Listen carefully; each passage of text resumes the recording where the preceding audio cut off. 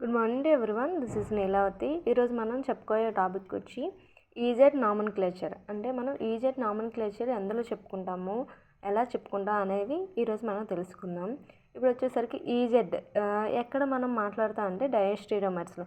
అవి కూడా డయాస్టీరియోమర్స్ ఎలా ఉండాలంటే డబుల్ బాండ్ కంటెంట్స్, అంటే వాటిలో కైరల్ సెంటర్ అనేది ఎగ్జిట్ అవ్వదు.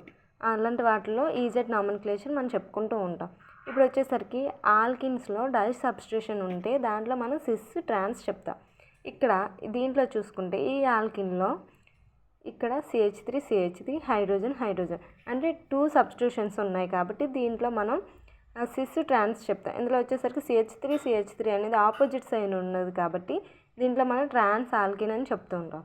ఇప్పుడు అదే కానీ దీంట్లో చూసుకుంటే 1 2 3 4 అంటే 4 సబ్స్టిట్యూషన్స్, 3 లేదా ట్రై లేదా టెట్రా సబ్స్టిట్యూషన్స్ ఉంటే దాంట్లో మనం ఈజెడ్ నామన్క్లేచర్ చెప్తూ ఉంటాం. ఇందులో మనం 1 2 3 4 ఉన్నాయి కాబట్టి ఇందులో మనం ఈజెడ్ అని చెప్తూ ఉంటాం. అయితే దీన్ని మనం ఎలా హై ప్రియారిటీ అంటే ప్రియారిటీ ఎలా ఇస్తామంటే CIP రూల్స్ యూజ్ చేసి ప్రియారిటీ ఇస్తాం. అయితే ఇక్కడ హై ప్రియారిటీ గ్రూప్స్ అనేవి సేమ్ సైడ్ ఉంటే జెడ్ అని, హై ప్రయారిటీ గ్రూప్స్ అనేవి ఆపోజిట్ సైడ్ ఉంటే ఈ అని ఇస్తాం. ఈ అంటే ఆపోజిట్ అని, జెడ్ అంటే టుగెదర్ అని జర్మన్లో మీనింగ్ వస్తుంది.